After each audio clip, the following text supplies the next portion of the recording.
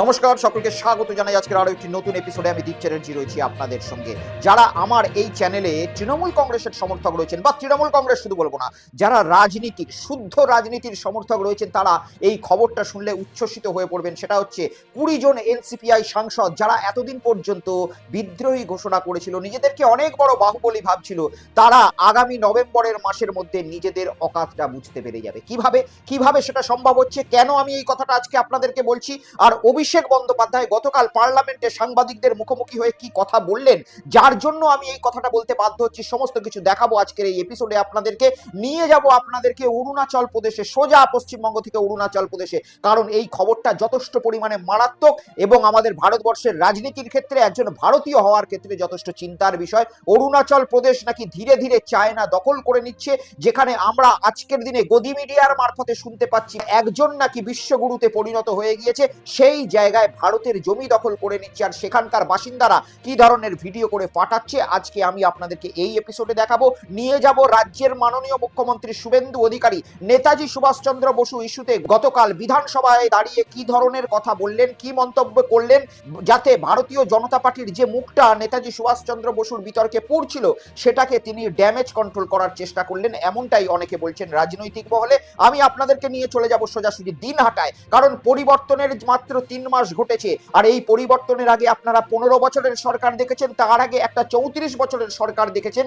তবুও ওই গত 49 বছরের ইতিহাসে কোনো ব্যবসায়িক সংগঠনকে এইভাবে ধর্মঘট করতে দেখেননি। পরিবর্তনের মাত্র 3 মাসের মধ্যেই তোলাবাজির জ্বালায় যেভাবে দিনহাটার ব্যবসায়ীরা ধর্মঘট ডাকলো, এবং আমি আপনাদেরকে নিয়ে যাব জামালপুরে, যেখানে পুরনো দিনের বিজেপি কর্মী কিভাবে কান্নাকাটি করছে সেটা আমি আপনাদেরকে দেখাবো।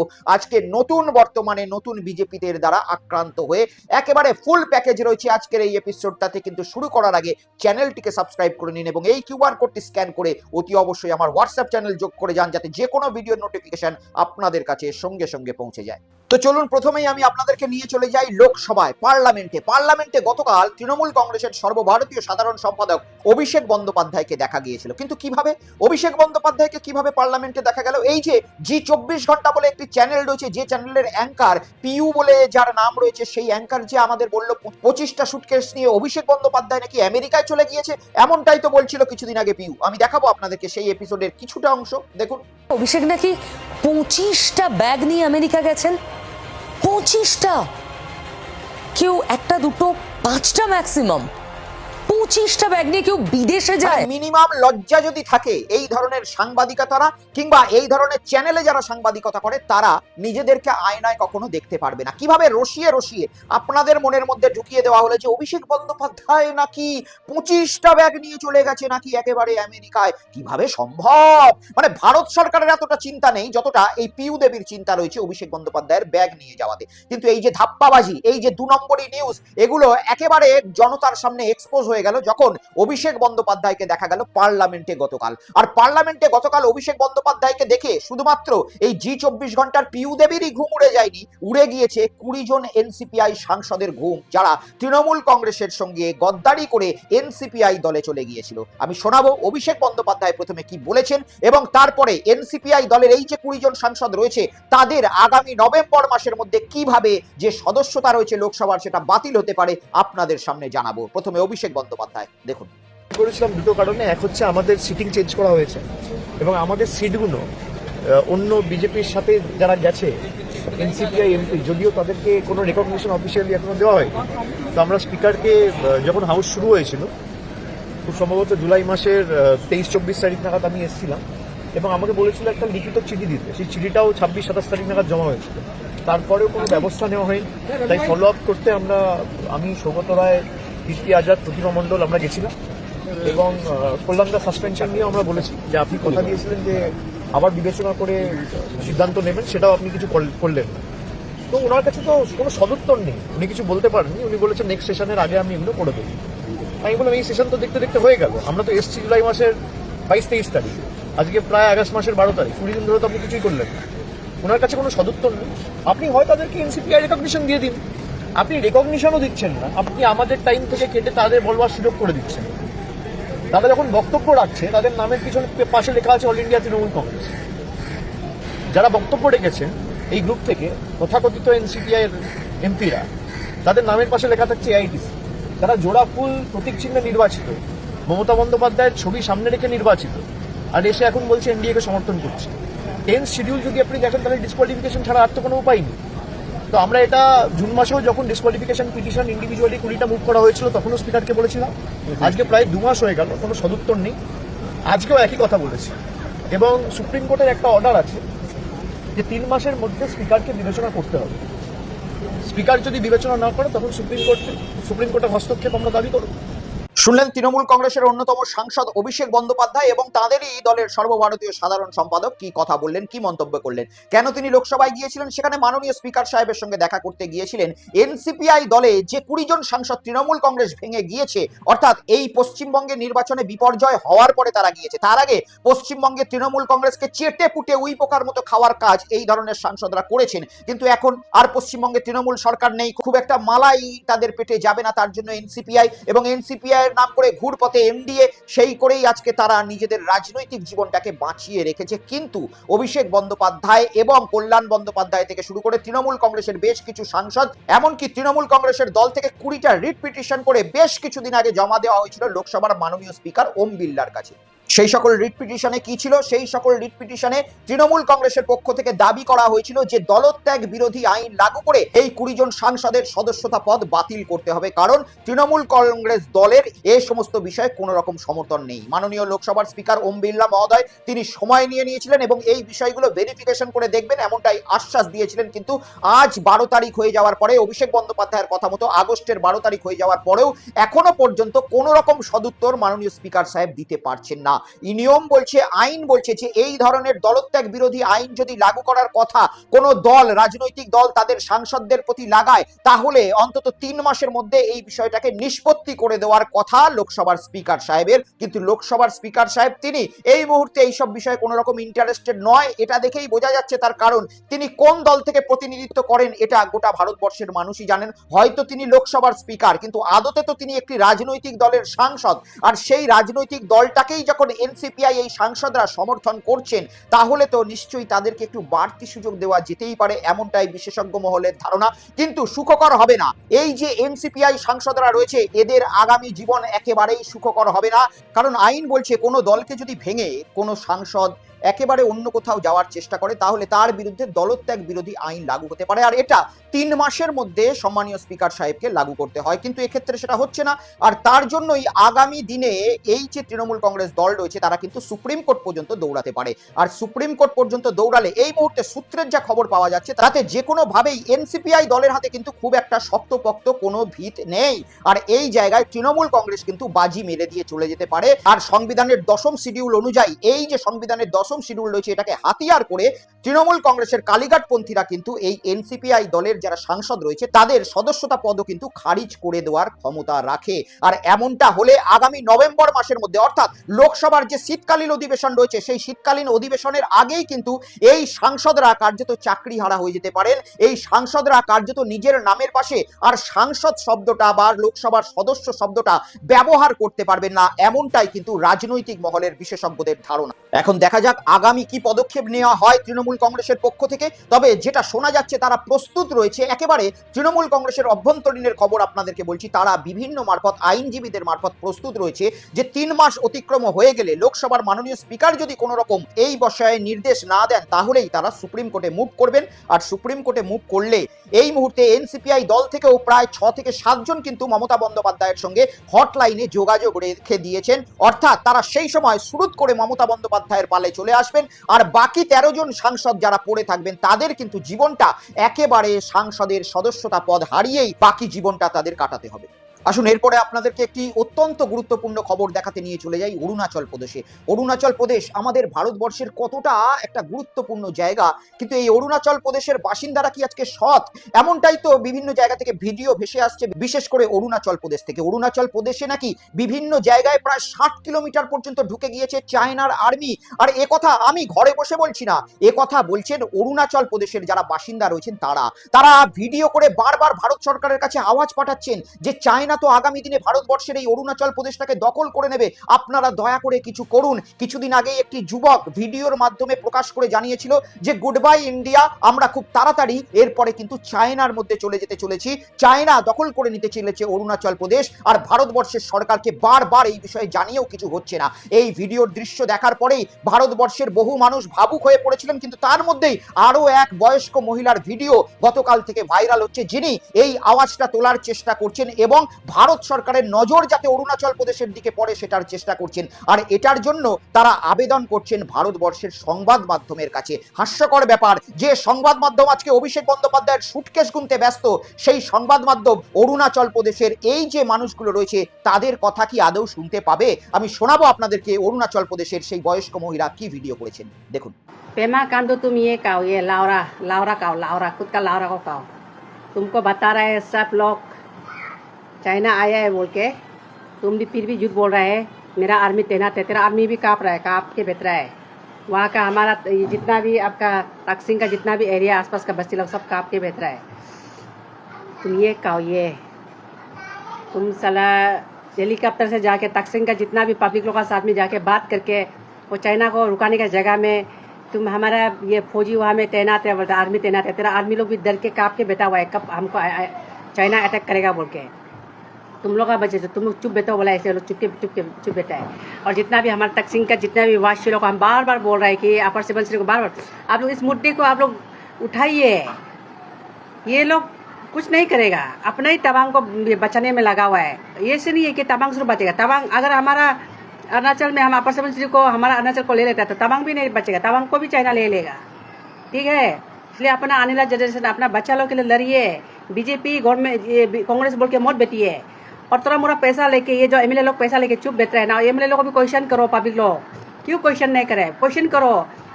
मीडिया लोग क्यों चुपचाप बैठा हुआ है अपर सुबनसिरी का? आप लोग मीडिया लोग भी क्यों क्वेश्चन नहीं करता? जगह में क्यों नहीं दिखा रहे जाके? हमारा अरुण भूमि जैसे तकम सोनिया जैसे काम करिए ना आप लोग भी, तब जाए आप लोग का ये मीडिया का पावर को दिखाइए ना। कब दिखाएगा? अभी ये समय में मीडिया पावर नहीं दिखाएगा तो कब दिखाएगा? अपना आपका तकसिंग में चाइना आके बैठा हुआ है, सब दिखा रहा है, बता रहा है, फिर भी आप लोग चुपचाप बैठा है मीडिया पर्सन लोग। आप लोग का मीडिया का पावर कब दिखाएगा? हमारा अरुण भूमि जैसे दिखाइए, सोनम तक ये तकम सोनिया जैसे दिखाइए ना मीडिया लोग। जलिए, अपना बच्चा अपना बेटा बेटी को बचाओ जनरेशन का अपना। चाइना आके नहीं तो गुलाम बनाएगा तुम्हारा बेटा बेटी लोग को। শুনলেন আপনারা? চিন্তার বিষয় বলুন, যে বাস করছে ওখানে তাদের কতটা আতঙ্কের মধ্যে বাস করতে হচ্ছে, জীবনযাপন বলুন। আজকে বিভিন্ন মিডিয়ায় আমাদের বিশেষ একজন ব্যক্তিকে বিশ্বগুরু দেখানো হচ্ছে, সেই বিশ্বগুরু আজকে কোনো কথা বলছেন না কেন? এই যে অরুণাচল প্রদেশ আমাদের কত বড় ভারতবর্ষের একটা অঙ্গ, আর সেই অরুণাচল প্রদেশের প্রায় এত কিলোমিটার ঢুকে চায়না সেখানে রোড তৈরি করছে, ব্রিজ তৈরি করছে, এমনটাই সেখানকার মানুষরা বলছেন। তারা কেউ চীনেতে যেতে চাইছেন না, তারা চাইছেন ভারত মায়ের সন্তান হতে। কিন্তু এই যে ভারত সরকার, সেই ভারত সরকার এই বিষয়ে কোনো রকম কথা বলতে চাইছেন না, বলছেন সমস্ত কিছু ঠিক রয়েছে।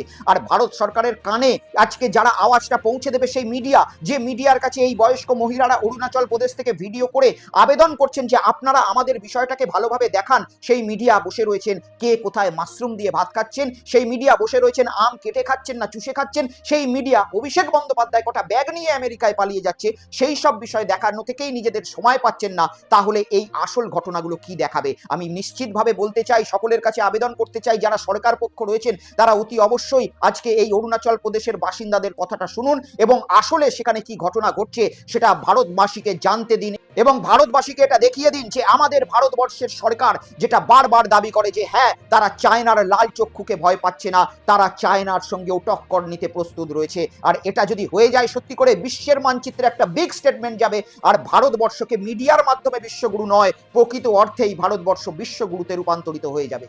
আসুন এরপরে আমরা রাজ্যের বিধানসভায় চলে যাই, কারণ রাজ্যের বিধানসভায় গতকাল রাজ্যের মাননীয় মুখ্যমন্ত্রী শুভেন্দু অধিকারী মহাশয় একটি স্টেটমেন্ট দিয়েছেন এবং এই স্টেটমেন্টটা আজকে সত্যি বাঙালিদের জন্য গর্বের আমি মনে করি। কিন্তু এখানে অনেক বিশেষজ্ঞ মনে করছেন যে ভারতীয় জনতা পার্টির নেতাজি সুভাষচন্দ্র বসুকে নিয়ে যে ধরনের বিতর্কিত একটা অধ্যায় শুরু করেছিলেন ভারতীয় জনতা পার্টির সাংসদ অনন্ত মহারাজ, সেই বিতর্কিত অধ্যায় কিন্তু ভারতীয় জনতা পার্টির মুখ পশ্চিমবঙ্গে পরিবর্তনের 3 মাসের মধ্যেই কিন্তু পুড়তে শুরু করেছিল। কারণ এই ভারতবর্ষের মাটিতেই, বাংলার মাটিতে বাঙালিদের কাছে নেতাজি সুভাষ সুভাষচন্দ্র বসু একটা আবেগ এবং একটা গর্বের জায়গা। আর সেই গর্বের জায়গাতেই যেভাবে দিনের পর দিন অনন্ত মহারাজ আঘাত করছিলেন, সেটা কিন্তু মোটেই পশ্চিমবঙ্গে ভারতীয় জনতা পার্টির জন্য সুখকর হতো না। আর এই ঘটনা থেকেই মোড় ঘোরাতে এবং বিজেপি দল যে অনন্ত মহারাজকে সমর্থন করেন না, তারাও যে নেতাজি সুভাষচন্দ্র বসুকে শ্রদ্ধা করেন, সেটারই একটা ইঙ্গিত দিলেন মাননীয় মুখ্যমন্ত্রী শুভেন্দু অধিকারী মহাশয় গতকাল বিধানসভাতে। তিনি রাজ্যের যতগুলো বিধায়ক রয়েছে সেই সকল বিধায়কের যে বিধায়ক অফিসগুলো থাকে সেগুলোকে নির্দিষ্টভাবে সেবা কেন্দ্রে পরিবর্তন করতে বলেছেন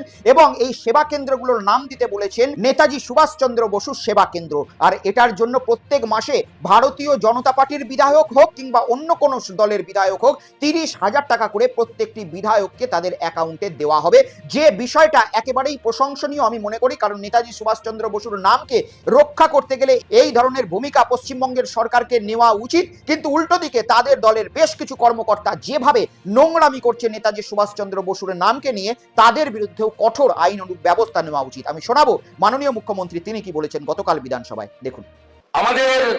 আমরা এখানে যে 208 জন জিতেছিলাম, একটা আমাকে ছাড়তে হয়েছে 207। আমাদের কেন্দ্রীয় নেতারা এবং রাজ্য সভাপতি আমরা বিধায়কদের নিয়ে দলীয় মিটিং করেছিলাম। সেখানে আমাদের একটা সিদ্ধান্ত হয়েছে যে প্রত্যেকটি বিধায়ক তার নিজের নিজের বিধানসভা কেন্দ্রে একটি সেবা কেন্দ্র চালু করবেন, যেটাতে কেবলমাত্র তার বিধানসভার এলাকার জনগণের সঙ্গে বিধায়কের সম্পর্ক থাকবে এবং সেখানে দলমত বর্ণ ধর্ম নির্বিশেষে যারা তাকে ভোট দিয়েছেন তারাও পরিষেবা পাবে, যারা তাকে ভোট দেননি তারাও পরিষেবা পাবেন। শতাধিক বিধায়ক ইতিমধ্যে সেবা কেন্দ্র আমরা চালু করেছি। অনেক রকম বিরোধী পক্ষ আছেন, আপনারা কি করেছেন আমি জানি না, কেউ কেউ হয়তো করেছেন, কেউ কেউ ভাবছেন করবেন। এখানে সেবা কেন্দ্র চালাতে গেলে অর্থের প্রয়োজন হয়, এটা মিনিমাম ব্যবস্থা লাগে। এক্ষেত্রে আমার দুটো শর্ত বলুন, প্রস্তাব বলুন আছেন, স্পিকার মহোদয়কে এটা দেখে নিতে হবে, এনশিওর করতে হবে।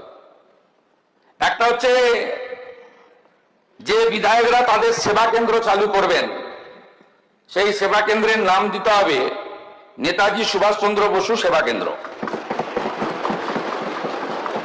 আর পশ্চিমবঙ্গ সরকারের তথ্য সংস্কৃতি দপ্তর থেকে আমরা ধুতি পাঞ্জাবি পরিহিত নেতাজি সুভাষচন্দ্র বসুর একটি ছবি আপনাদেরকে পাঠাবো, ওই অফিসে এটা রাখতে হবে আপনাদের, ম্যান্ডেটারি। এই দুটো কাজ যদি করতে পারেন তাহলে 30,000 টাকা করে মাসে আপনারা সেবা কেন্দ্র চালানো খরচ পাবেন। এটা আগস্ট মাস থেকে পাবেন, পরের বিধানসভায় আমরা অ্যামেন্ডমেন্ট করে নেব অর্থমন্ত্রীর নেতৃত্বে। দেখুন, উদ্যোগটাকে নিয়ে কোনো রকম কটূক্তি করবো না, উদ্যোগ ভালো, কিন্তু এটাও প্রশ্ন উঠছে যে এত দেরিতে কেন সাংসদ অনন্ত মহারাজের সদস্যতা পদ খারিজ হবে না, যেখানে এই ভারতবর্ষে তৃণমূল কংগ্রেসের যারা সাংসদ রয়েছে তাদেরকে পদত্যাগ দেওয়ানো হয়ে গিয়ে আবার অন্যভাবে নির্বাচিত করানো যায়। সেখানে সাংসদ অনন্ত মহারাজ কি এমন বড় বাহুবলী যে তাকে ভারতীয় জনতা পার্টি তার সদস্যতা পদ থেকে ইস্তিফা দেওয়াতে বাধ্য করতে পারছে না। আর ভারতীয় জনতা পার্টি অন্যান্য যেসব অনন্ত মহারাজের সাংসদেরা আজকে বিভিন্ন জায়গায় নেতাজি সুভাষচন্দ্র বসুকে নিয়ে একটা কালিমা লিপ্ত অধ্যায় রচনা করার চেষ্টা করছে, সেটাও একেবারেই নিন্দনীয়। আর এই নিন্দার মাঝে পড়েই একথা বলাই যেতে পারে যে পশ্চিমবঙ্গে ভারতীয় জনতা পার্টির মুখটা যাতে খুব একটা না নষ্ট হয় তার জন্যই মাননীয় মুখ্যমন্ত্রী সাহেব এই পদক্ষেপ নিয়েছেন। কিন্তু এই কথাও নিশ্চিতভাবে বলা যেতে পারে এই পদক্ষেপ যেভাবেই নেওয়া হয়ে থাকুক, নেতাজি সুভাষচন্দ্র বসুর নামে যদি 294টা সেবা কেন্দ্র তৈরি হয়ে থাকে তাতে তার নামের প্রতি যথেষ্ট পরিমাণেই সম্মান জানানো হচ্ছে। আসুন এরপর আপনাদেরকে নিয়ে চলে যাই দিনহাটাতে। উত্তরবঙ্গের দিনহাটার একটি বাজার, আর সেই বাজার অনির্দিষ্টকালের জন্য আজ থেকে ধর্মঘটে চলে গেল ব্যবসায়ীরা। কেন? তার কারণ হচ্ছে তোলাবাজি। আজকে পরিবর্তন হয়েছে মাত্র 3 মাস হয়েছে, আর এর আগে 34 বছর বামফ্রন্টের সরকার গেছে, সেখানেও নিঃসন্দেহে অনেক দুর্নীতির কাজ হয়েছে। তারপরে 15 বছর তৃণমূল কংগ্রেসের সরকারে গেছে, 100% সেখানেও অনেক ক্ষেত্রে দুর্নীতি হয়েছে। কিন্তু এত তাড়াতাড়ি এভাবে বাজার ধর্মঘট কোনোদিন আমাদের রাজ্যের ইতিহাসে আমরা কিন্তু দেখিনি, শুধুমাত্র তাও আবার তোলাবাজির অভিযোগ এনে। আর এই অভিযোগটা আনছে সেখানকার ব্যবসায়ী সমিতির মেম্বারেরা, যারা সকালবেলায় সবজি বিক্রি করে, বাজার বিক্রি করে, সেই ধরনের মানুষরাই ব্যবসায় আজকে অনির্দিষ্টকালের জন্য ধর্মঘটে যাচ্ছে। আমি নিয়ে চলে যাব আপনাদেরকে দিনহাটার সেই দৃশ্য দেখাতে। সেই দৃশ্যটা দেখার পরেই আপনারা বিবেচনা করে দেখুন যে তোলাবাজি আজকে সাধারণভাবে কতটা সামাজিকভাবে একটা ব্যাধিতে পরিণত হয়েছে, যে সাধারণ মানুষ দুটো ব্যবসা করেও খেতে পারছে না, আর এই ব্যবসার মাধ্যমে যারা সকালবেলায় বাজার করে নিজের সংসার চালাবে ভাবছে তারাও বাজার করতে বিরত হচ্ছে। দেখুন, আমরা এই মুহূর্তে রয়েছি বামনহাট বাজারে। বামনহাট বাজার অনির্দিষ্টকালের জন্য বন্ধ করেছেন ব্যবসায়িকরা। কি কারণে এই বন্ধ, সেটা কিন্তু অত্যন্ত একটা গুরুত্বপূর্ণ বিষয় রয়েছে। এই মুহূর্তে রয়েছে ঘটনাস্থলে সাহেবগঞ্জ থানার পুলিশ। এই মুহূর্তে দেখছেন বাজারের যত ব্যবসায়ী রয়েছে তারা কিন্তু এই মুহূর্তে বামনহাট যে বাজার চত্বর রয়েছে, অর্থাৎ যে চৌধুরীহাট যে রোডটি রয়েছে, এই রাস্তা কিন্তু এই মুহূর্তে তারা রাস্তায় বসে গিয়েছেন। তারা তাদের দাবি কি দাবি রয়েছে সেই সমস্ত দাবি আমরা শুনে নেওয়ার চেষ্টা করবো। এই মুহূর্তে সাহেবগঞ্জ থানার পুলিশ কিন্তু ঘটনাস্থলে এই মুহূর্তে উপস্থিত রয়েছে। এই মুহূর্তে সেই ছবি দেখছেন আপনারা সরাসরি। দাদা, কি কারণে এই অবরোধ? এই অবরোধ হলো বাজারে পূজা করছে, পূজা করার কারণে কারো কাছ থেকে 10,000, 50,000, 20,000 টাকা এইভাবে চাঁদার জুলুম করতেছে। তাই কারা এই চাঁদার জুলুম করছে আপনাদের? নাম প্রভাত বর্মন। সে কি কোনো দায়িত্বে রয়েছে, কোনো সাংগঠনিক কোনো দলের? কোনো বিজেপির কোনো দলে আর কি পদাধিকারী আছে, আর কি দায়িত্বে আছে। এই জন্য কি আপনারা বাজার বন্ধ? এই কারণে অনির্দিষ্টকালের জন্য বাজার বন্ধ করা হচ্ছে। ডাক দিচ্ছি আমরা বাজার বন্ধ। কি নাম আপনার? তপন বর্মন। নমস্কার। এই মুহূর্তে কিন্তু সব থেকে গুরুত্বপূর্ণ একটি অভিযোগ বিজেপির এক নেতার বিরুদ্ধে কিন্তু অভিযোগ। এই মুহূর্তে সব থেকে বড় খবর, বিজেপির নেতার বিরুদ্ধে কিন্তু তোলাবাজির অভিযোগ। এই মুহূর্তে সব থেকে বড় খবর আপনারা দেখছেন। আমরা এই মুহূর্তে রয়েছি বামনহাটে। কিন্তু বামনহাট বাজারে কিন্তু তারা অনির্দিষ্টকালের জন্য বন্ধ রেখেছে। এই মুহূর্তে বিজেপি নেতার বিরুদ্ধে কিন্তু অভিযোগ, যে চাঁদা তোলার অভিযোগ। কিন্তু এই মুহূর্তে সেই অভিযোগের ভিত্তিতে কিন্তু তারা কিন্তু এই মুহূর্তে কিন্তু বাজারে কিন্তু অনির্দিষ্টকালের জন্য বন্ধ, এবং অপরদিকে এই মুহূর্তে তারা পথ অবরোধে সামিল হয়েছেন। কারো কাছে 10,000, কারো কাছে 20,000 টাকা চেয়েছে, এমনটাই কিন্তু অভিযোগ করছেন বাজার ব্যবসায়িকরা।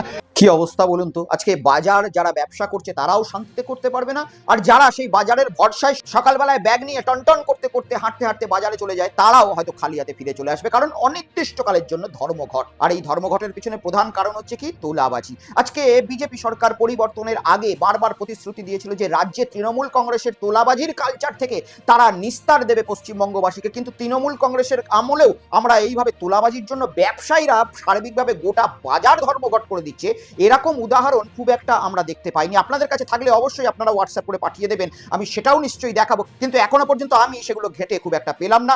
নিশ্চিন্তে চিন্তার বিষয়। এবং ভারতীয় জনতা পার্টির যারা কার্যকর্তা রয়েছেন তারা, সরকার পক্ষ, প্রশাসন এই সমস্তগুলো ব্যবস্থাগুলো দেখার পরে এই ঘটনা থেকে পশ্চিমবঙ্গের বাসিন্দাকে নিস্তার দেওয়ার একটা কাজ করুক, এমনটাই আশা করি। কারণ পরিবর্তনের পরে এমন একটা হুচুক উঠেছে যেখানে কিন্তু পুরনো ভারতীয় জনতা পার্টির যারা মেম্বার রয়েছে তাদেরকে বঞ্চিত করে যারা দুর্বৃত্ত, যারা প্রকৃত অর্থে পলিটিক্যাল দলটাকে শুধুমাত্র তোলাবাজির জন্য ব্যবহার করে থাকে, সেই সমস্ত মানুষ কিন্তু এখন ভারতীয় জনতা পার্টিতে ঢুকেছে। এরা অতীতে একসময় তৃণমূল কংগ্রেসে ছিল এবং তৃণমূল কংগ্রেসটাকে কুড়ে কুড়ে ভালো লোকগুলোকে পিছনে করে নিজেরা খেয়েছে। তার আগে এরা সিপিএমে ছিল, সিপিএমটাকেও নষ্ট করেছে। আর আজকের দিনে ভারতীয় জনতা পার্টির বদনাম করার জন্য এই ধরনের তোলাবাজরা কিন্তু, দুষ্কৃতীরা কিন্তু বিভিন্ন জায়গায় আশ্রয় নিচ্ছে। এটাকে যদি ভারতীয় জনতা পার্টি কন্ট্রোল না করতে পারে তাহলে আগামী দিনে তারা যতই সেবামূলক কাজ করে থাকুক, নাম নিশ্চিতভাবেই খারাপ হবে। আর এই যে নতুন যে বিজেপিরা রয়েছে এদের জ্বালা কতটা সেটা জামালপুরে আপনাদেরকে নিয়ে যাব।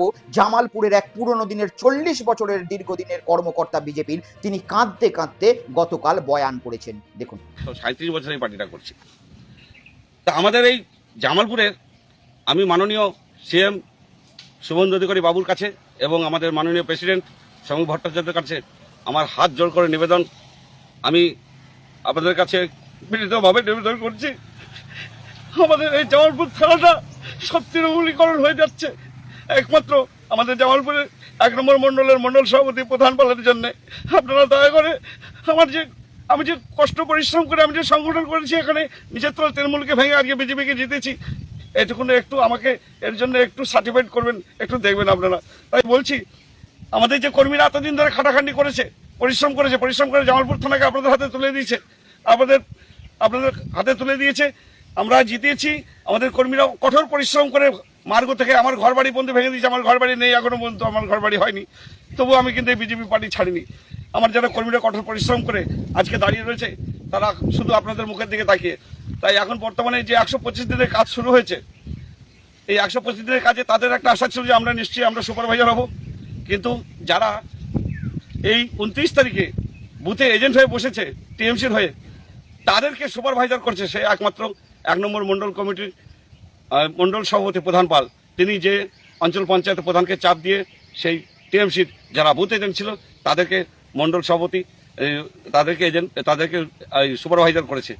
এতে আমাদের ক্ষোভে ভেঙে পড়েছে। আমাদের গ্রামের যারা কার্যকর্তা আছে, আমাদের এই এলাকার যারা কার্যকর্তা আছে, এরকম করে যদি সব জায়গায় যদি এরকম হয় তাহলে আমরা যে এতদিন পরিশ্রম করলাম বিজেপিটাকে নিয়ে এলাম, তাহলে আমাদের কি কোনো মূল্য নেই? আর যখনই এই প্রতিবাদ করতে যাই তখনই বলে আমরা টিএমসির লোক, আর যেগুলো টিএমসি থেকে ঢোকাচ্ছে তাদেরকে বলছে এরা বিজেপির লোক। তাই আমি চ্যালেঞ্জ করতে চাই, আমার সামনে ওপর মহল থেকে সরজমিনে তদন্ত করতে আসুক। ওনার দলে যে কোনো যাদেরকে নিয়ে চলছে তারা বিজেপি না আমরা বিজেপি, চোখে আঙুল দিয়ে প্রমাণ করে দেখিয়ে দেবো। যদি না দেখাতে পারি তাহলে আমি এই মোচ উঠিয়ে দেবার আমি বিজেপি পার্টি আজ সেই দিন থেকেই আমি ইস্তফা দিই। দেখলেন একজন প্রকৃত কর্মীর এটাই জ্বালা। এটা সিপিএম এর আমলেও হয়েছে, তৃণমূল কংগ্রেসের আমলে তো আপনারা নিশ্চয়ই ভালো মতো দেখেছেন যে পুরনো দিনের যারা এক সময় পতাকা লাগাতো তাদেরকে আর কেউ পাত্তা দিত না। সিপিএম থেকে আসা লোকগুলোই সেটাকে দখল করে নিয়েছিল। আর ভারতীয় জনতা পার্টির মধ্যেও আজকে এটা দেখা যাচ্ছে। 4 তারিখের পরে বাপরে সে কি বিজেপি হওয়ার হুচুক, একাধিক মানুষ বিজেপি হয়ে গেল, রাতারাতি ফেসবুকের প্রোফাইল পাল্টে দিল, সমস্ত কিছু করলো। আর অরিজিনাল বিজেপি তারা এইভাবে আজকে ভারতীয় জনতা পার্টির যারা উচ্চ নেতৃত্বে রয়েছে তাদের কাছে হাতে পায়ে ধরছে। আর এরাই হচ্ছে সেই দুর্বৃত্ত, অর্থাৎ 4 তারিখের পরে যারা নিজেদের রং পাল্টে আজকে সমাজে এই ধরনের কাজ করে বেড়াচ্ছে তারাই দুর্বৃত্ত। তারাই এই বাজারগুলো বন্ধ হওয়ার ক্ষেত্রে অন্যতম ভূমিকা পালন করছে, তারাই বিভিন্ন জায়গায় গুন্ডামির ক্ষেত্রে অন্যতম ভূমিকা পালন করছে। আর এগুলো যদি না বন্ধ হয়, প্রশাসন যদি হস্তক্ষেপ না করে, তাহলে পশ্চিমবঙ্গের ভবিষ্যৎ কিন্তু অন্ধকার। আজকের এপিসোড এই পর্যন্তই রইল। সকলে ভালো থাকুন, সুস্থ থাকুন, দেখতে থাকুন বেঙ্গল পালস উইথ দীপ, সত্য যেখানে রং দেখে না। নমস্কার।